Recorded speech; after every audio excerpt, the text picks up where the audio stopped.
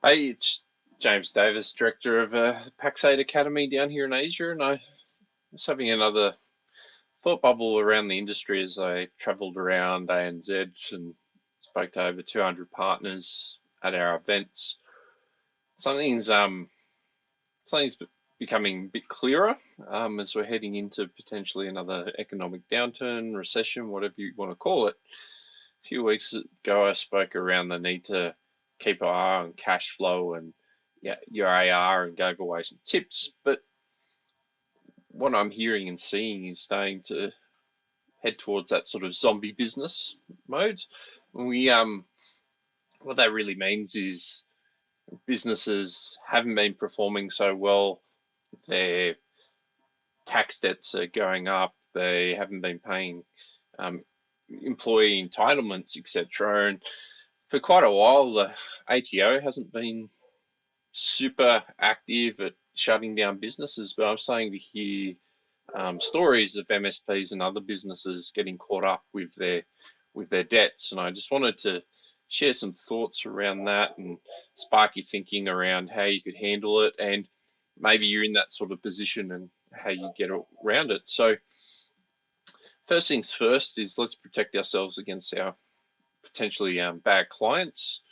Heard of some stories recently of clients not paying for projects, clients going into administration, clients going into involuntary insolvency, etc., etc. And one of the things as a supplier, as a creditor, unless you registered things against the PPSR, which is a government thing in Australia, and there's equivalents around the place, you're not a preferred creditor. So what that means is if it does go into administration and the administrators are paying out dollars, you're unlikely to get anything if you're not on that protected list. So registering a PPSR until the client's paid their project, they might have paid a down payment for hardware goods, but you've done all this labor, you're unlikely to collect that cash if they do go into insolvency. Um, but also taking more cash up front, like we spoke about in the session a few weeks ago, can help protect you. Monitoring them on Creditor Watch as well to get notices beforehand. So instead of keep providing more and more services where you're not getting paid and they might have already gone into administration and you haven't been contacted yet, can be also quite dangerous. So you've got to be proactive around looking for this. But what I'm starting to see is more MSPs have been uh, getting themselves into these sort of situations. I heard of a story a couple of weeks ago where MSPs owing $500,000 to the tax department. They're about a $3 million MSP, so it's a debt that's built up over years. And what's happened basically, they lost a large client. They had some other troubles, and they got caught in this cycle. So what they didn't do was be proactive with the tax office and reach out and make payment plans. They didn't look at their cash flow. They didn't look at their outgoings and their profitability and make some decisive decisions quickly. So that spiral kept getting bigger and bigger, and obviously the stress as an owner kept building as well. So rather than being proactive about it, making decisive decisions, they sort of put their head in the sand, and now they're going to be out of a business and doing a bit of a fire sale to try and get the money to pay the debts and make sure their entitlements for their employees are paid for. And a lot of MSPs are in this sort of position, whether they're right there at that sort of pointy end, or they're just a client leaving them, or a, a mistake away from being in a sort of a grave position, because our industry is running around 6% EBITDA, which is our sort of net profit. It's not a lot, and it doesn't take much, obviously, to start heading in the wrong direction and get in that spiral of being tight on cash. So what you can do if you're not running too profitably right now and get on the front foot is starting to look at some key levers. Look at your pricing. There's so many people, and I keep talking about this over and over again, that are undercharging for the services that we're delivering. You might still be T&M and charging $130 an hour. That makes you're not going to make much money out of that, and it's not a sustainable business model. Um, Spoken a lot about the averages of 150, 165, and that keeps going up with our inflationary pressures. So make sure you're charging the right amount. Look at your agreement profitability. A few months ago, I did a session with a client. They're about a $2 million MSP. They had like 16 staff, and one of their clients was 40% of their revenue. And when we looked at it and made sure the numbers were correct, the client was actually losing money. It was completely unprofitable. They were spending all their time and effort on them. They tried to go and renegotiate with that client. They're a bad client and wouldn't accept charging the right amount to service them for what they need. So my client took the brave step of sacking that client. They had to let some people go internally through the process, but they let go of their hangers-ons and the ones that weren't performing very well. And their business now is much more profitable by not having all that revenue. So made a huge difference. But the important part out of that is to have clear numbers before you make those sort of decisions. Another thing is make sure you're actually billing for all the revenue and that you're delivering.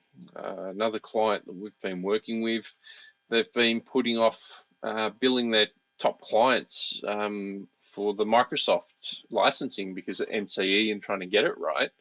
And over the past 6 months, they haven't billed out $250,000 worth of revenue, but have been paying all the costs. So that put a huge stress and burden on the company that could have been resolved a lot faster if it was proactively dealt with. But because it was a bit too awkward, a bit too complex, the owner put their head in the sand for a long time, and it was causing these sort of issues. And I see that a lot where MSPs aren't closing projects as well and billing out the excess revenue, and they've got no mechanism to track that, which can also be quite dangerous. So there's a lot of that revenue capture that's not going on that could make a huge difference to the business performance and the cash flow in the business.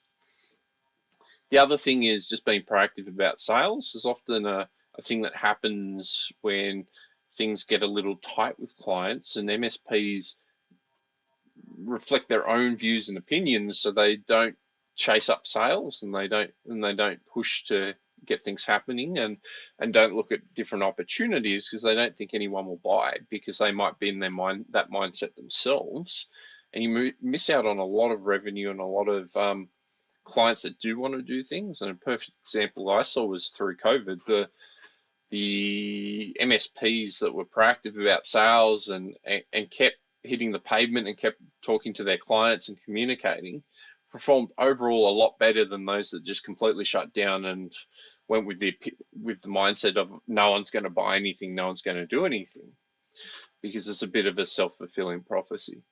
So as we go through these times, focusing on the finances and making sure they're accurate is probably the most important takeaway of this. If you can't see how you're performing and you've got no mechanism to see, perhaps you're not billing out the projects or you're not collecting cash, any of those kind of things can make it quite difficult to make decisive decisions. So start with setting that up properly and then start diving into those levers. And one of the last things I'll leave you with is once you do have those figures accurate, actually get in there early and look over your expenses.